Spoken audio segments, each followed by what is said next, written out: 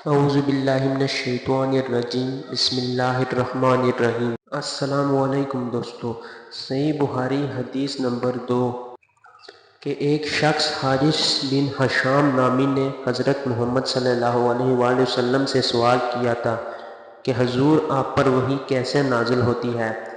تو آپ صلی اللہ علیہ وآلہ وسلم نے فرمایا کہ وحی نازل ہوتے وقت کبھی مجھ کو گھنٹی سی آواز محسوس ہوتی ہے اور وحی کی یہ کیفیت مجھ پر بہت شاق گزرتی ہے۔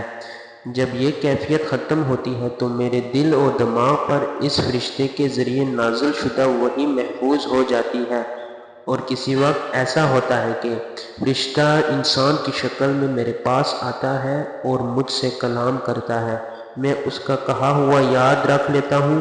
حضرت عائشہ رضی اللہ تعالیٰ عنہ کا بیان ہے کہ میں نے سخت کڑاکے کی سردی میں حضرت محمد صلی اللہ علیہ وآلہ وسلم کو دیکھا ہے کہ آپ صلی اللہ علیہ وآلہ وسلم پر وحی نازل ہوئی، اور جب اس کا سلسلہ موقوف ہوا تو آپ صلی اللہ علیہ وآلہ وسلم کی پیشانی پسینے سے شرابور تھی۔ دوستو، اگر آپ حدیث سننا پسند کرتے ہیں تو آپ اس چینل کو سبسکرائب کر لیں تاکہ ہر حدیث کی ویڈیو آپ تک پہنچتی رہے۔ شکریہ۔